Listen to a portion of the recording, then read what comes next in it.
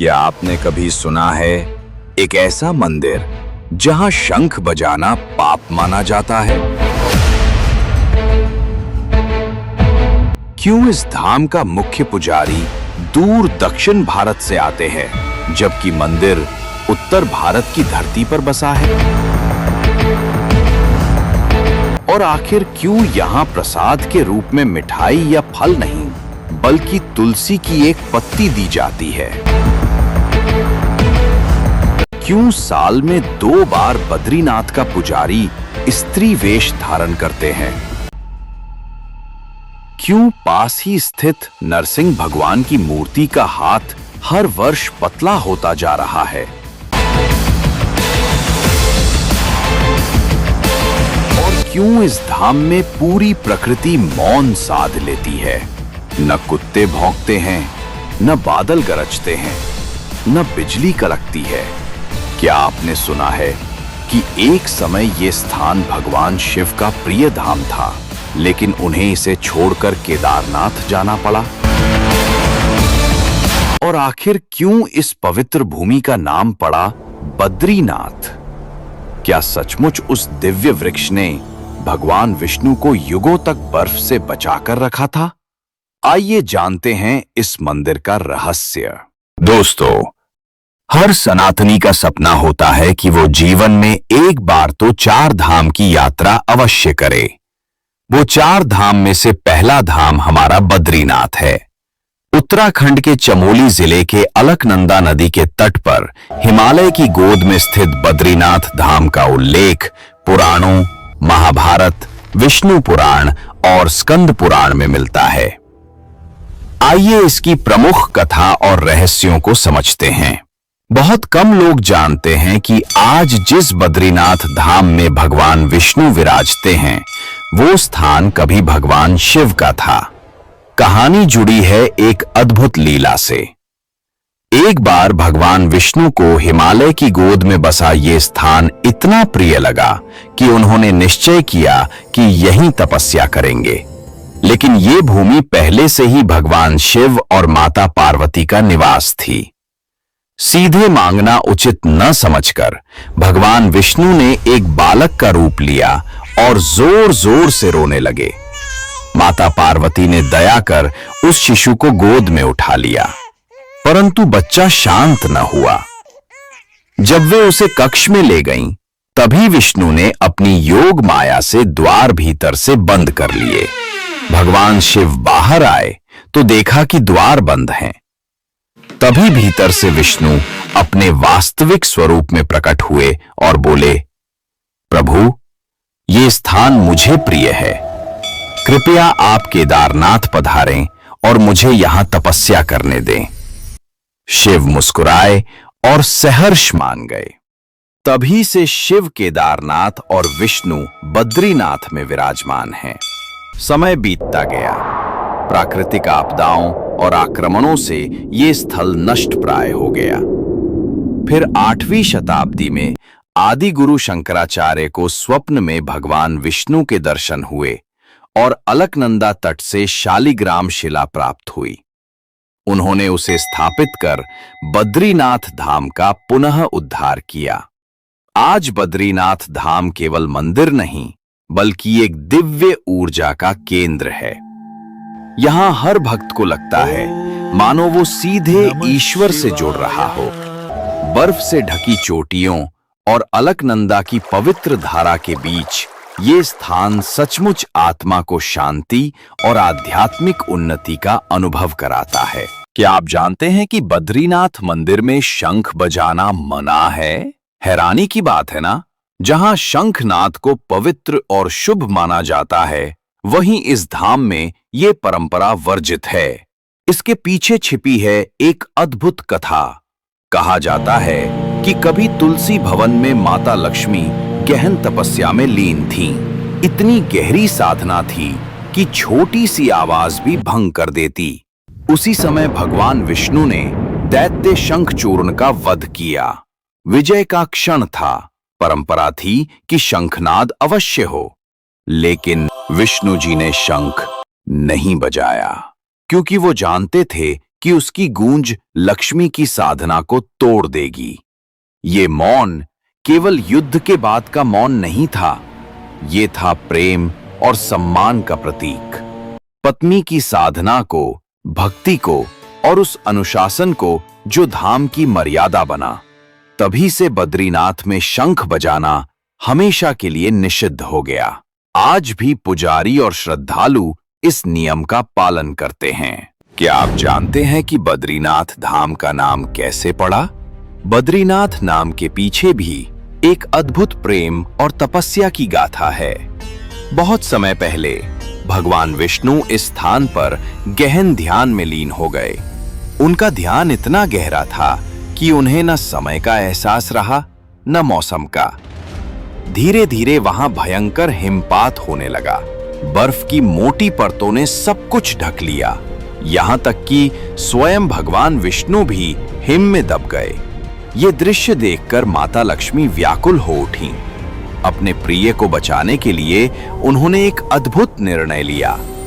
उन्होंने बद्री वृक्ष यानी जंगली बेर का रूप धारण कर लिया। सोचिए, युगों तक वो वृक्ष उसी स्थान पर खड़ा रहा, न हिला न थका, बस अपने छांव में भगवान विष्णु को सुरक्षित ढक कर रखा। जब ध्यान पूर्ण हुआ और विष्णु ने चारों ओर देखा तो वे भाव विह्वल हो उठे। सामने लक्ष्मी उस वृक्ष के रूप में बर्फ से ढकी खड़ी थीं। विष्णु ने कहा, हे देवी, तुमने भी तप किया है, मैंने योग किया और तुमने प्रेम का तप। आज से ये स्थान बद्रीनाथ कहलाएगा, क्योंकि तुमने मुझे बद्री वृक्ष बनकर संरक्षित किया। और तभी से ये स्थल केवल भगवान विष्णु का ही नहीं, बल्कि लक्ष्मी और विष्णु दोनों के त्याग और प्रेम का प्रतीक बन गया। बद्रीनाथ, जहां एक वृक्ष बनकर देवी ने वो कर दिखाया जो केवल निस्वार्थ प्रेम ही कर सकता है। क्या आप जानते हैं, इस पावन धाम का मुख्य पुजारी यानी रावल कोई उत्तर भारतीय नहीं, बल्कि दूर दक्षिण से आने वाले केरल के नंबूदरी ब्राह्मण ही बन सकते हैं। अब सवाल उठता है, आखिर क्यों? 1000 साल पहले जब आदि शंकराचार्य ने नारद कुंड से भगवान नारायण की मूर्ति निकालकर यहां स्थापित की थी, तब उन्होंने एक अनोखा नियम बनाया। उन्होंने कहा, उत्तर भारत के मंदिरों में दक्षिण भारतीय पुजारी होंगे और दक्षिण भारत के मंदिरों में उत्तर भारतीय पुजारी, क्योंकि वे चाहते थे कि भारत के अलग अलग हिस्सों के लोग सिर्फ पूजा ही ना करें, बल्कि एक दूसरे की संस्कृति को भी समझें। यही थी एकता की अद्भुत योजना। लेकिन रावल बनना इतना आसान नहीं। हर साल योग्य नंबूदरी ब्राह्मणों को परखा जाता है। सिर्फ वही चुने जाते हैं जिन्हें वेदों और शास्त्रों का गहरा ज्ञान हो। पहले वे नायब रावल बनते हैं ताकि सभी रहस्यमयी परंपराएं सीख सकें, और फिर धीरे धीरे इस सर्वोच्च सेवा के योग्य बनते हैं। ये जिम्मेदारी बद्रीनाथ मंदिर समिति निभाती है और हजारों साल से ये परंपरा बिना बदले चली आ रही है। सोचिए जरा, एक साधारण सा नियम जिसने भारत को उत्तर दक्षिण में नहीं बांटा, बल्कि हमेशा एक धागे में जोड़े रखा। पुराणों की भविष्यवाणियां सिर्फ लेख नहीं, बल्कि चेतावनी है। एक समय ऐसा आएगा जब धरती पर धर्म घटेगा, अधर्म बढ़ेगा, प्रकृति बदल जाएगी। इसी काल में गंगा अपना पवित्र प्रवाह रोक देगी, भूकंप, सूखा और प्रलय छा जाएगा। और उस समय बद्रीनाथ और केदारनाथ, जो आज मोक्ष के द्वार हैं, केवल स्मृति बनकर रह जाएंगे। सबसे रहस्यमय संकेत है, जब नर और नारायण पर्वत आपस में मिल जाएंगे, उसी दिन बद्रीनाथ का मार्ग हमेशा के लिए बंद हो जाएगा।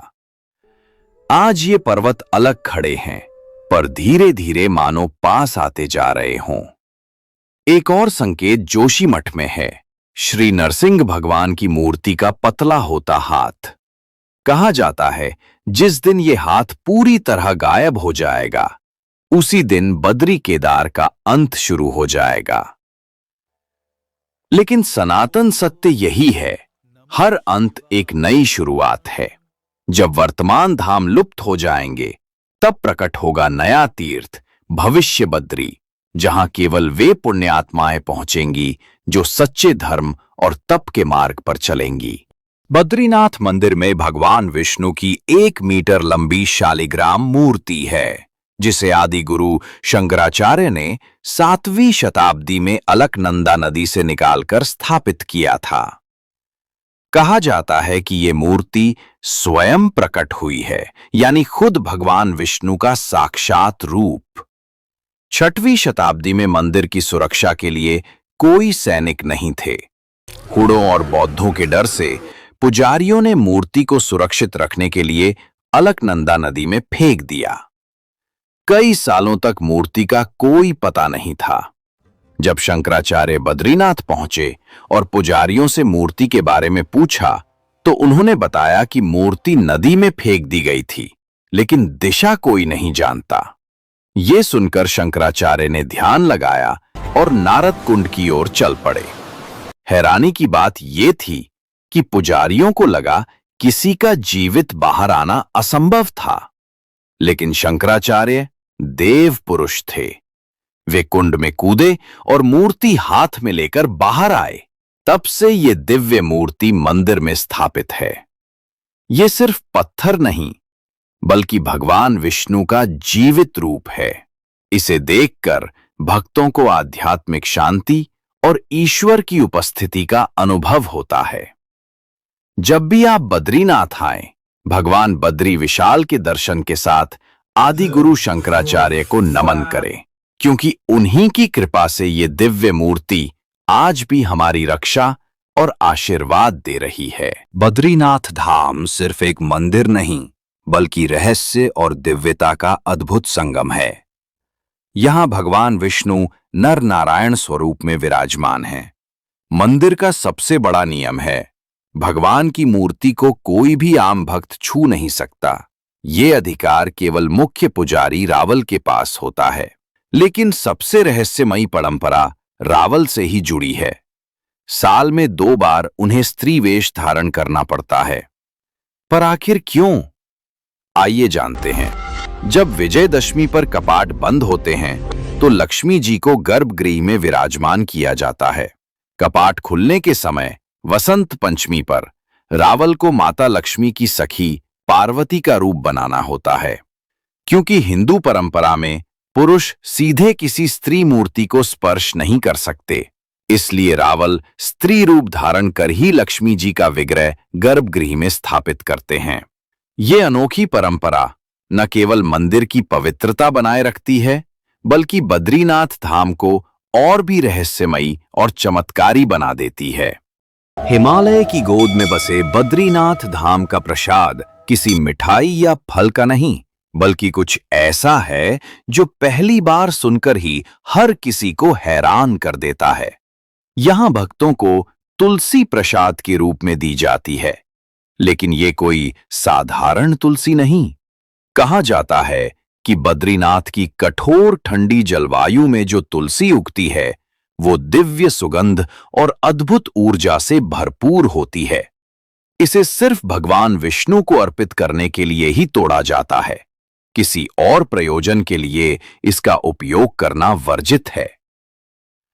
भक्त जब ये तुलसी घर लाते हैं, तो मानो भगवान विष्णु का आशीर्वाद और बद्रीनाथ की पवित्र ऊर्जा उनके साथ चल पड़ती है। यानी बद्रीनाथ का प्रसाद सिर्फ एक पत्ती नहीं, बल्कि विष्णु की उपस्थिति और उस भूमि की दिव्य शक्ति है, जिसे भक्त अपने साथ लेकर लौटते हैं। बद्रीनाथ धाम केवल एक मंदिर नहीं, बल्कि जीवित तपोभूमि है। कहा जाता है कि यहां स्वयं भगवान श्री हरि नारायण तप में लीन हैं। लेकिन इस पवित्र स्थल का एक रहस्यमयी पहलू है जो सदियों से लोगों को हैरान करता रहा है। यहां कभी कुत्ते नहीं भौंकते, बिजली नहीं कड़कती और बादल गरजते नहीं।